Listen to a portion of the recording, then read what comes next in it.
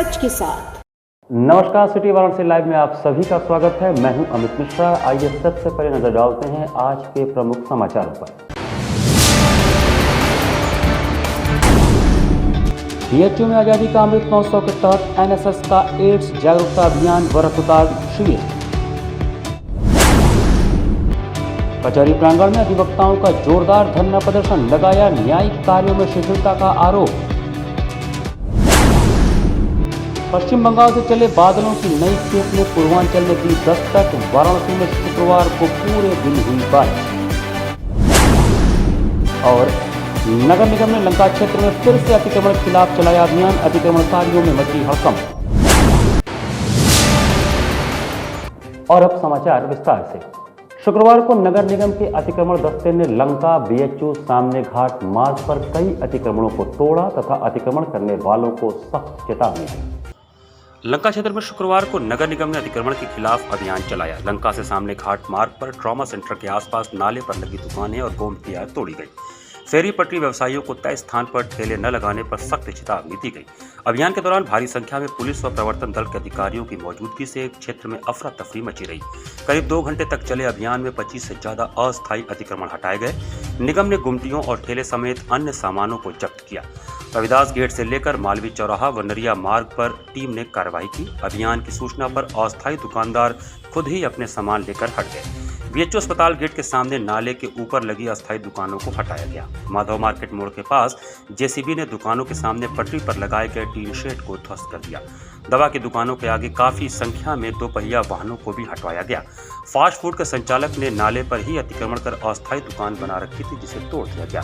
कार्रवाई में अपर नगर आयुक्त सुमित कुमार, भेलोपुर जोनल अधिकारी जगदीश यादव, इंस्पेक्टर लंका महेश पांडे, संजय श्रीवास्तव समेत पीएसी और पुलिस के जवान शामिल थे। साउथ दक्षिण के विधायक एवं राज्य मंत्री डॉक्टर नीलकंठ तिवारी ने पराकर भवन में प्रेस वार्ता करके प्रधानमंत्री एवं मुख्यमंत्री द्वारा पिछले 4.5 वर्षों में काशी में किए गए विकास कार्यों का ब्यौरा दिया। साउथ दक्षिण के विधायक व राज्य मंत्री डॉक्टर नीलकंठ तिवारी ने शुक्रवार को मीडिया से रूबरू होकर योगी सरकार के 4.5 साल के कार्यकाल का ब्यौरा प्रस्तुत किया।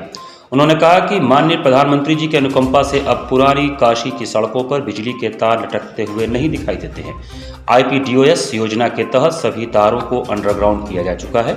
काशी विश्व की सांस्कृतिक राजधानी है, विश्व की सबसे पुरातन नगरी भी है। विश्व के सभी संस्कृतियों का संगम यहाँ पर सामान्य क्रम में देखने को मिलता है। यह ऐसा शहर है जहाँ अन्य देशों के लोग ज्ञान अर्जन के भाव को लेकर के आते हैं और यहीं के होकर के रह जाते हैं। इसलिए इसे लघु भारत भी कहा जा सकता है और लघु विश्व भी कहा जा सकता है। डॉक्टर तिवारी ने आगे कहा कि दक्षिणी विधानसभा पूर्वांचल का व्यावसायिक केंद्र भी है। यहाँ पूर्वांचल की सबसे बड़ी दवा मंडी, पूर्वांचल की सबसे बड़ी किराना मंडी, सराफा मंडी, गल्ला मंडी के साथ साथ विश्व प्रसिद्ध बनारसी साड़ियों का भी प्रमुख केंद्र इसी विधानसभा में है।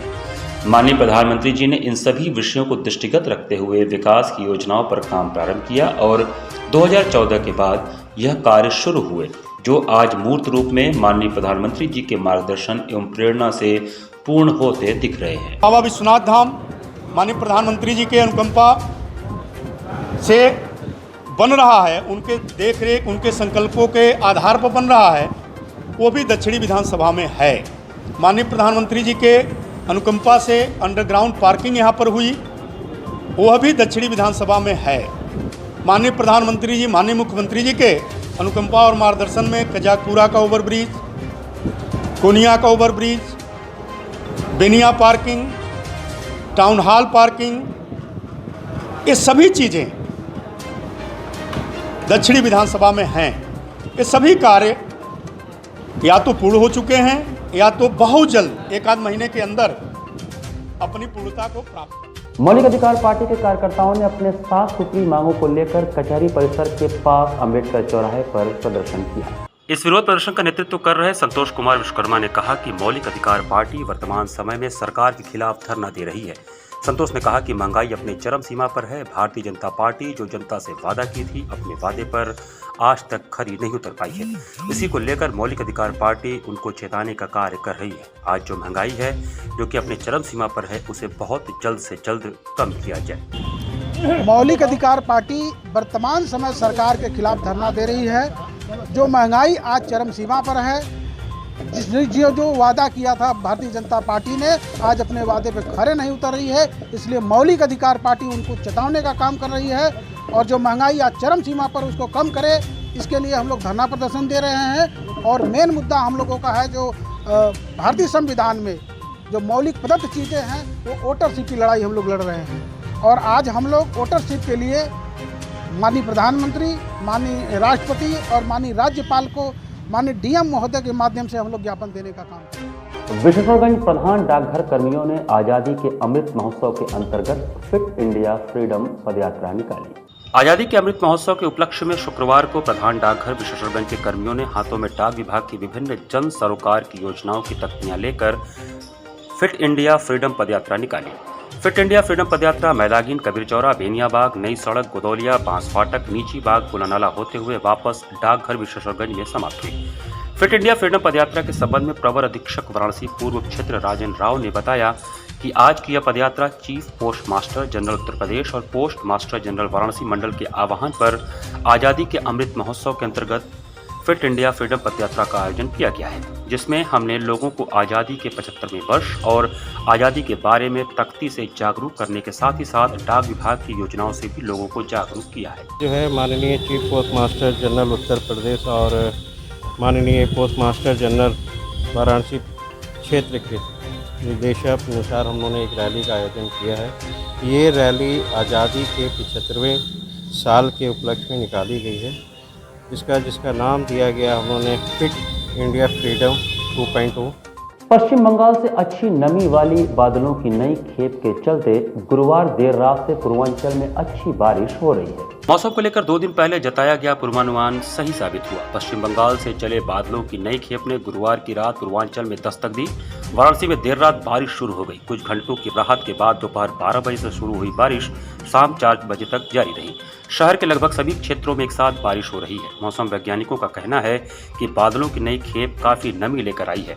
शनिवार को भी अच्छी बारिश का अनुमान है। इस दौरान दिन के तापमान में भी गिरावट दर्ज की गई।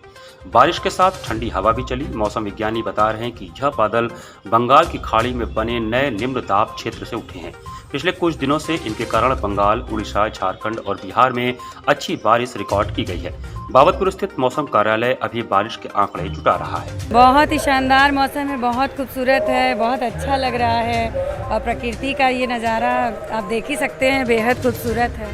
मौसम बहुत अच्छा लग रहा है, अचानक से चेंज हुआ है तो बारिश देख के मुझे बहुत अच्छा लग रहा है। बस सकते हैं। क्या लगता है ठंड आने वाली है? जी हाँ, बिल्कुल। अब नवरात्र के बाद से हल्की ठंड स्टार्ट हो जाती है तो मुझे लगता है कि स्टार्ट होने वाला है। मौसम चेंज हुआ है और ये 2-3 दिन से हुआ है और सीजन को देखते हुए ये भी थोड़ी सावधानी अपनी बरतनी पड़ेगी कि जो गर्मी निकल रही है और ठंडा जो है इंटर कर रहा है तो इसमें थोड़ा सा कोरोना का भी प्रभाव बढ़ सकता है। अपनी सावधानी रखनी चाहिए, लेकिन मौसम तो सुहाना है। जो प्रकृति का देन है वो तो प्रकृति का देन है, उसको कोई मिटा नहीं सकता है। लेकिन ये सीज़न जो है अभी जो है अन सीजन है, क्योंकि ये इस महीने में ये बारिश नहीं होना चाहिए था, लेकिन हो रहा है तो ठंड का प्रकोप थोड़ा तेजी से बढ़ेगा, जल्दी ही बढ़ेगा। दिल्ली के उप मुख्यमंत्री मनीष सिसोदिया ने गुरुवार को बाबा विश्वनाथ जी के दरबार में मत्था टेका तथा मीडिया से बातचीत करते हुए कहा कि अगर 2022 में उनकी सरकार जीतती है तो उत्तर प्रदेश में शिक्षा के स्तर में सुधार हेतु कुल बजट का 25% शिक्षा में वह खर्च करेंगे। दिल्ली के उप मुख्यमंत्री मनीष सिसोदिया गुरुवार की रात वाराणसी पहुंचे। शुक्रवार को बाबा विश्वनाथ के दरबार में हाजिरी लगाने के बाद सर्किट हाउस में मीडिया से बातचीत में उन्होंने कहा कि यदि हमारी सरकार 2022 में आई तो हम उत्तर प्रदेश में 25% तक बजट शिक्षा के सुधार पर खर्च करेंगे। हमारा मुख्य उद्देश्य है कि सभी को बेहतर शिक्षा मिले। इसके अलावा कानून व्यवस्था भी यूपी में ठीक नहीं है, इसे ठीक करना हमारी प्राथमिकता होगी। मनीष सिसोदिया ने कहा कि उत्तर प्रदेश का यह दौरा शिक्षा और कानून व्यवस्था के स्तर को समझने के लिए किया गया है। प्रयागराज में छात्रों से बैठक करने के बाद यह बात सामने आई है कि शिक्षा का स्तर काफी नीचे है। ऐसे में यदि हमारी सरकार प्रदेश में आई तो हम बजट का 25% हिस्सा शिक्षा के क्षेत्र में खर्च करेंगे। कानून व्यवस्था तो खराब है ही है, शिक्षा व्यवस्था भी बहुत खराब है और आम आदमी पार्टी की सरकार बनेगी तो 25% बजट हम एजुकेशन पर खर्च करेंगे। उत्तर प्रदेश के हर बच्चे को अच्छी शिक्षा देंगे और जब आम आदमी पार्टी की सरकार बनेगी तो कानून व्यवस्था भी ठीक होगी। योगी जी से कानून व्यवस्था ठीक नहीं होगी। यहाँ वक्त चला एक छोटे से ब्रेक का। बने रहिए सिटी वाराणसी लाइव के साथ। वाराणसी लाइव, सच के साथ। Best fundamental lab, best faculty, best placement set, We are proud to be a student of JDSL. I am a student of Jeevandeep Mahavidyalaya. I am proud of Mahavidyalaya for excellent faculty, best support and best infrastructure and best placement. Best fundamental lab, best faculty, best placement set. We are proud to be a student of JDSL. I am a student of Jeevandeep Mahavidyalaya. I am proud of Mahavidyalaya for excellent faculty, best support and best infrastructure and best placement. I'm a great mother.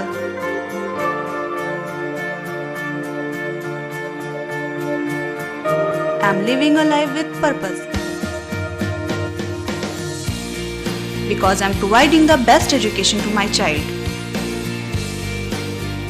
And that's the Swami Harsevanand Public School.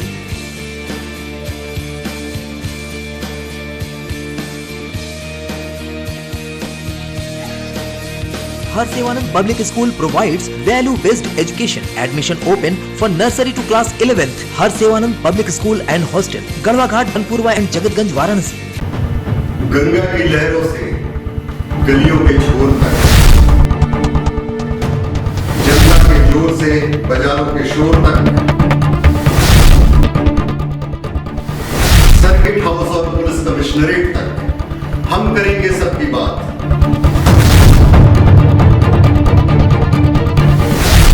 देखिए मेरे साथ बनारस की बात। Corona virus ने देश में एक बार फिर से रफ्तार पकड़ ली है। ऐसे में जरूरी है कि सभी लोग पूरी एहतियात बरतें। घर से बाहर निकलते समय मास्क का सदैव प्रयोग करें। समय समय पर हाथों को सैनिटाइजर से सैनिटाइज करें। ज्यादा भीड़ भाड़ वाली जगहों में जाने से बचें। 2 गज की दूरी का पालन करें।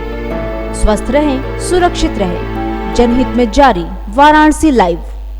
वाराणसी लाइव, सच के साथ। ब्रेक के बाद आपका फिर से स्वागत है। सेवा समर्पण कार्यक्रम के अंतर्गत स्वच्छता संसद द्वारा शुक्रवार 1 अक्टूबर को बनारस रेलवे स्टेशन के सभागार में 2 दिवसीय वाराणसी विकास दर्शन प्रदर्शनी का आयोजन किया गया।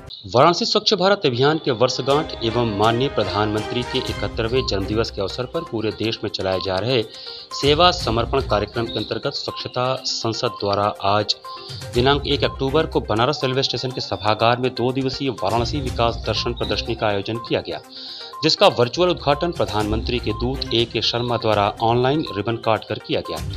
इस अवसर पर स्वच्छता संसद का एक टेबल बुक वाराणसी विकास दर्पण का विमोचन मुख्य अतिथि एवं पद्म भूषण आचार्य देवी प्रसाद, पद्मश्री डॉक्टर सरोज चूड़ामणि, पद्मश्री रामयत्न शुक्ल, CMO Varanasi doctor VB Singh एवं स्टेशन अधीक्षक बनारस रेलवे स्टेशन अरुण कुमार ने संयुक्त रूप से किया।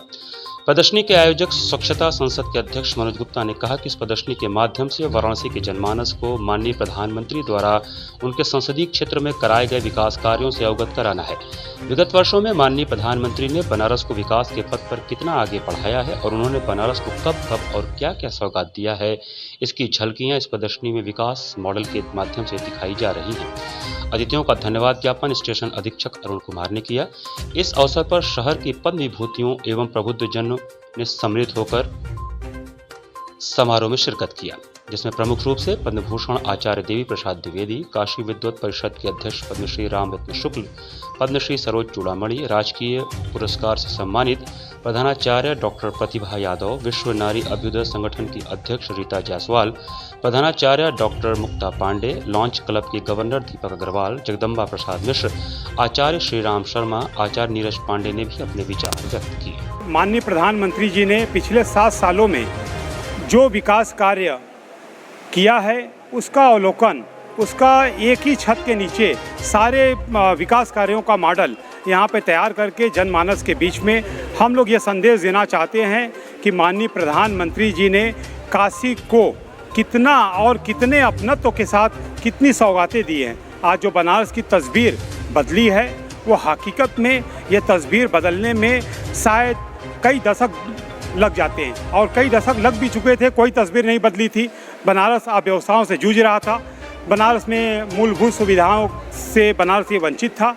लेकिन माननीय प्रधानमंत्री जी जब यहाँ के सांसद हुए और यहाँ 7 सालों में उन्होंने बनारस को क्या क्या दिया है, इसकी जानकारी जनमानस के बीच में होनी चाहिए। ये 2 दिवसीय प्रदर्शनी लगाई गई है। काशी हिंदू विश्वविद्यालय राष्ट्रीय सेवा योजना के तत्वावधान में आज़ादी के अमृत महोत्सव और एक भारत श्रेष्ठ भारत कार्यक्रम के अंतर्गत एड्स जागरूकता अभियान और रक्तदान शिविर का आयोजन किया गया। आज़ादी का अमृत महोत्सव और एक भारत श्रेष्ठ भारत कार्यक्रम के अंतर्गत काशी हिंदू विश्वविद्यालय राष्ट्रीय सेवा योजना के तत्वावधान में एड्स जागरूकता अभियान रक्तदान शिविर का आयोजन किया गया। एड्स जागरूकता अभियान के दौरान वक्ताओं ने कहा कि लोगों में कम जानकारी के अभाव के कारण यह रोग पनपता है। अगर लोगों को पूर्ण रूप से इस रोग की जानकारी हो तो इससे बचा जा सकता है। इस रोग से बचने के लिए समय समय पर राष्ट्रीय सेवा योजना द्वारा अभियान चलाया जाता है। वहीं राष्ट्रीय सेवा योजना के स्वयंसेवकों द्वारा रक्तदान किया गया। इस रक्तदान शिविर में छात्रों ने बढ़ चढ़कर हिस्सा लिया।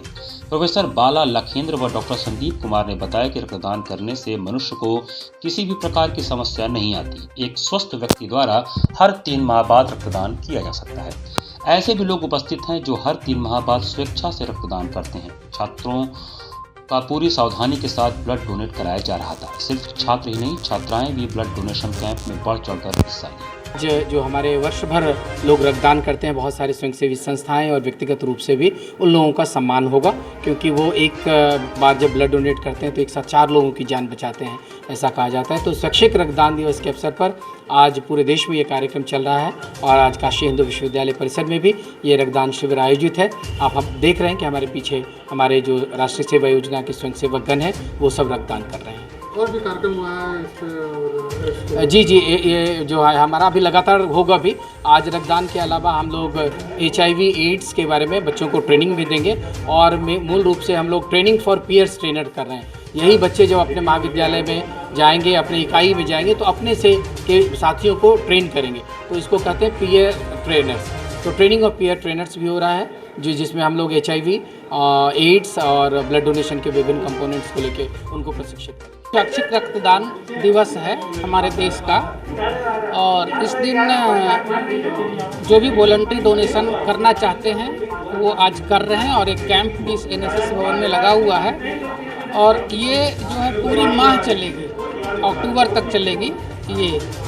तो मैं ये कहना चाहूँगा कि ये सबसे बड़ा दान है और लोग इस महादान में पार्टिसिपेट कर लोगों का जीवन बचाने में सहयोग। दी बनारस बार एसोसिएशन और दी सेंट्रल बार एसोसिएशन के पदाधिकारियों ने जिला जज का द्वार और एंटी करप्शन का ऑफिस बंद कर जोरदार प्रदर्शन करते हुए आरोप लगाया कि जिला जज और एंटी करप्शन फर्स्ट द्वारा लगातार मनमाना कार्य किया जा रहा है। वाराणसी के दी बनारस बार एसोसिएशन और दी सेंट्रल बार एसोसिएशन के पदाधिकारियों द्वारा जिला जज के द्वार और एंटी करप्शन का ऑफिस बंद कर जोरदार प्रदर्शन किया गया। इस दौरान हुई सभा में वक्ताओं ने कहा कि जिला जज और एंटी करप्शन फर्स्ट द्वारा लगातार मनमाने तरीके से कार्य किया जा रहा है। अधिवक्ताओं के खिलाफ लगातार इनकी जो गतिविधि है वह चिंतनीय है। उपाध्यक्ष राजानंद ज्योति सिंह ने बताया कि एंटी करप्शन फर्स्ट के द्वारा लगातार अधिवक्ताओं का कागज फाड़ दिया जा रहा है और बदतमीजी की जा रही है। जिला जज साहब और एंटी करप्शन फर्स्ट द्वारा लगातार मनमाना तरीके से कार्य किया जा रहा है और अधिवक्ताओं के खिलाफ लगातार इनकी जो गतिविधि है वो चिंतनीय है। ये लगातार डायस पे बैठ के जो एंटी करप्शन फर्स्ट हैं प्रतिदिन कागजों को फाड़ दे रहे हैं, वकीलों के साथ लगातार बदतमीजी कर रहे थे और जिला जज साहब तो इस प्रकार जिले के अंदर काम कर रहे हैं जो कि सोचने योग्य भी नहीं है। ये 379 411 जैसे मामलों में बेल नहीं दे रहे हैं और खारिज करने का काम कर रहे हैं। छोटे छोटे मामलों में ये बेल देने की स्थिति में नहीं, ऐसे जिला जज का पूर्ण रूप से बहिष्कार जिले के अंदर करने का अधिवक्ता समुदाय ठान लिया है।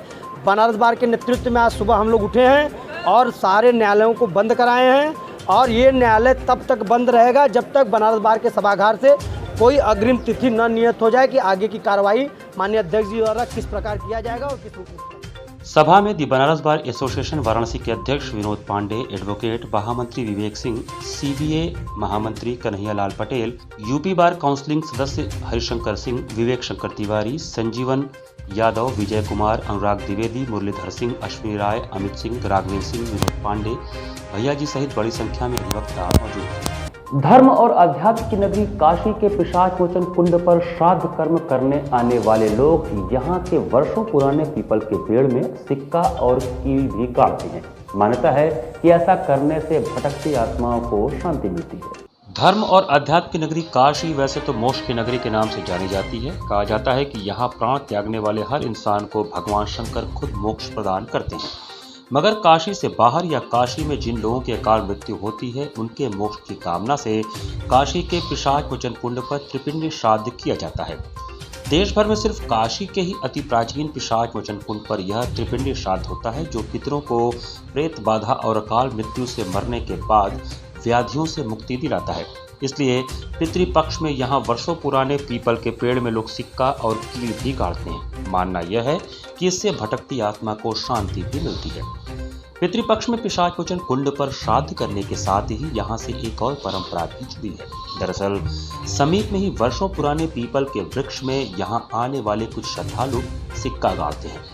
पिशाच मोचन पर श्राद्ध कराने वाले पुरोहित प्रदीप कुमार पांडे बताते हैं कि पीपल के वर्षों पुराने पेड़ में सिक्का गाड़े जाने के पीछे लोगों की आस्था जुड़ी है।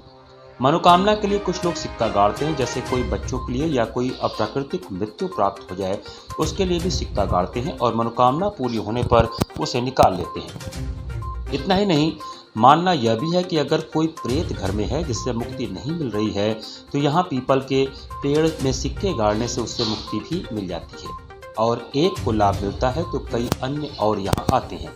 अकाल मौत से जो मौतें हुई रहती हैं, उनकी आत्मा की शांति के लिए, उसके बैठाव के लिए जो गांव से लेकर के सोखा हो यहाँ आते हैं, उनका ये विश्वास होता है कि हमने इनको यहाँ बैठा दिया। क्या भूत प्रेत की आत्मा जो भटकती है उससे भी शांति मिलती है लोगों को? जी बिल्कुल मिलती है। वहीं एक अन्य पुरोहित कृष्णकांत मिश्रा बताते हैं कि यह लोगों का आस्था है कि लोग यहाँ पीपल के पेड़ में सिक्का व कील गाड़ते हैं, लेकिन इसके कोई प्रमाण नहीं मिलते हैं। हालांकि पितृपक्ष में लोग यहाँ तर्पण आदि करने आते हैं, क्योंकि यहाँ तर्पण करने के बाद ही वास्तविक मोक्ष की प्राप्ति होती है। यहाँ पर जो है पिंड करने से भूत प्रेत बाधा ये सब समाप्त हो जाती है। इसके लिए त्रिपिंडी श्राद्ध भी किया जाता है। लंबी बीमारी हो या पितृ दोष हो, इसके लिए जो है दीर्घकालीन बीमारी हो, इसकी शांति के लिए ब्रह्मा विष्णु महेश का पूजन त्रिपिंडी श्राद्ध भी किया जाता है। काशी हिंदू विश्वविद्यालय के कला संकाय में बीए तृतीय वर्ष के छात्र ऑनर्स विषय में परिवर्तन कराने हेतु आवेदन करने के पश्चात भी कोई सुनवाई न होने के कारण धरने पर बैठ गए। काशी हिंदू विश्वविद्यालय के कला संकाय में बीए तृतीय वर्ष के छात्र धरने पर बैठ गए हैं। छात्र उत्तम सिंह ने बताया कि हम सभी ने ऑनर्स परिवर्तन कराने हेतु आवेदन पत्र दिया था, किंतु विभाग द्वारा जारी सूची में हम लोगों का नाम नहीं है। हम सभी छात्र हिंदी पढ़ना चाहते हैं। उन्होंने बताया कि अर्थशास्त्र में एक भी सीट उपलब्ध न होने के कारण हमारा निवेदन निरस्त कर दिया गया। हम लोगों ने अर्थशास्त्र में सीट उपलब्धता के लिए अर्थशास्त्र विभागाध्यक्ष से निवेदन किया तो उन्होंने कहा कि हम सीट उपलब्ध करा सकते हैं, परंतु कला संकाय प्रमुख स्वीकृति प्रदान करें अथवा संयुक्त बैठक से कला संकाय प्रमुख एवं सामाजिक विज्ञान संकाय प्रमुख छात्र हित में निर्णय लें। वहीं छात्रों ने कहा कि कोविड-19 के कारण उचित अध्ययन नहीं हो पाया है, जिसके कारण ऑनर्स परिवर्तन की राह देख रहे हैं। इस दौरान छात्रों ने कहा कि हम तब तक धरने पर बैठे रहेंगे जब तक हमारी मांगें मान नहीं ली जाती। 2 साल तो ऑनलाइन क्लास चली, जिसमें लड़के टच में नहीं थे किसी के, और सब कोई जानता है कि कला संकाय वालों को स्टेट्स कैसे पढ़ाई जा रही है। उनका मांग यही है कि जो जितने लोग हैं 30 लड़के हैं, मैक्सिमम 30 लड़के हैं, वो भी एक ही सब्जेक्ट के नहीं, अलग अलग सब्जेक्ट के हैं, तो उनका सबका ऑनर्स चेंज किया जाए, क्योंकि हम लोगों के भविष्य का सवाल है। और सबसे बड़ी दिक्कत ये है कि यहाँ अगर हम लोग का ऑनर्स चेंज नहीं होगा तो हम इससे पीजी नहीं कर सकते हैं। यहाँ से अदर यूनिवर्सिटीज से कर सकते हैं, लेकिन यहाँ ऐसा भी नियम है कि जो ऑनर्स रहेगा उसी से आप पोस्ट ग्रेजुएशन कर सकते हैं। श्री गणपति अक्ष फाउंडेशन के द्वारा प्राकृतिक सुरक्षा हमारी जिम्मेदारी कार्यक्रम का आयोजन श्री हरिश्चंद्र बालिका इंटर कॉलेज में किया गया। कार्यक्रम के अंतर्गत पर्यावरण संरक्षण प्रतियोगिता का आयोजन किया गया, जिसमें विद्यालय की सभी बालिकाओं ने काफी रुचि दिखाई।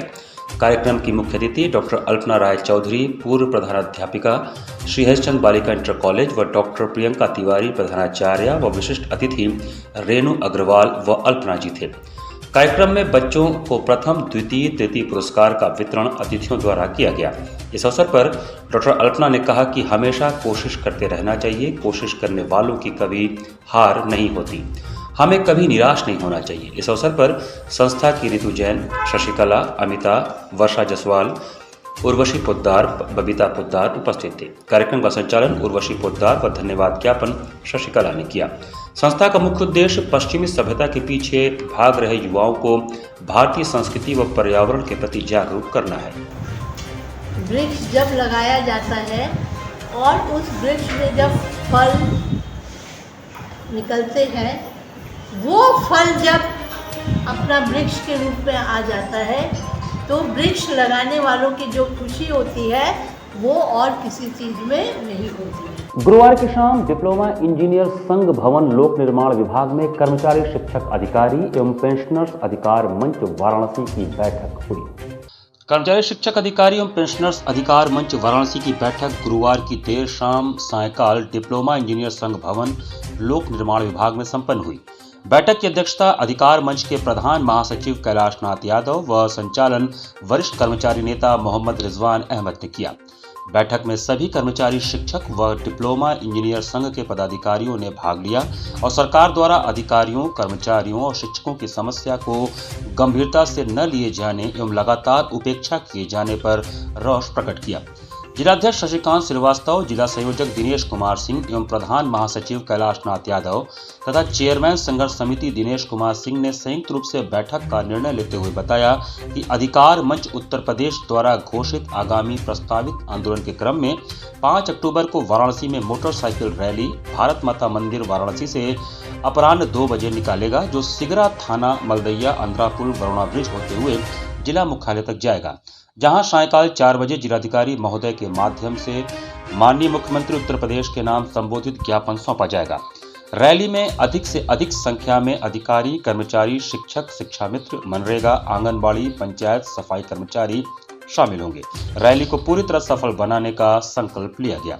बैठक में दीपेंद्र कुमार श्रीवास्तव, मंडल मंत्री राज्य कर्मचारी संयुक्त परिषद उत्तर प्रदेश एवं मंडल अध्यक्ष UP educational ministerial officers association, Subhash Singh, मंडल सचिव UP educational ministerial officers association, Padmanabh Trivedi, प्रदेश अध्यक्ष लोक निर्माण विभाग मिनिस्ट्रियल कर्मचारी संघ उत्तर प्रदेश, दिवाकर द्विवेदी, मंडल अध्यक्ष राज्य कर्मचारी संयुक्त परिषद उत्तर प्रदेश, मोहम्मद रिजवान अहमद, कलेक्ट्रेट मिनिस्ट्रियल कर्मचारी संघ, अंजनी राय, श्रम विभाग कर्मचारी संघ, विकेंद्र पांडे, सिंचाई संघ आदि कर्मचारी नेताओं ने संबोधित किया। सरकार से माननीय मुख्यमंत्री से भी वार्ता हो चुकी है, माननीय मुख्य सचिव से भी वार्ता हो चुकी है, लेकिन उसके शासनादेश निर्गत नहीं किए जा रहे हैं। ऐसे परिवेश में कर्मचारी शिक्षक अधिकारी एवं पेंशनर्स एसोसिएशन अधिकार मंच ने आंदोलन की घोषणा किया है।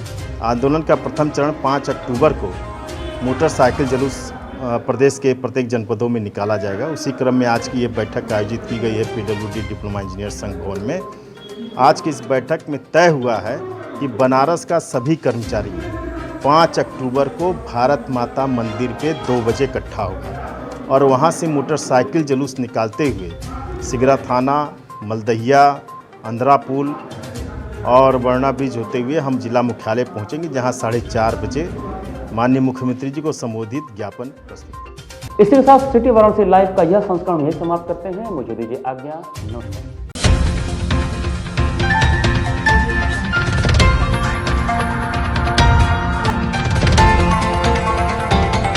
वाराणसी लाइव, सच के साथ।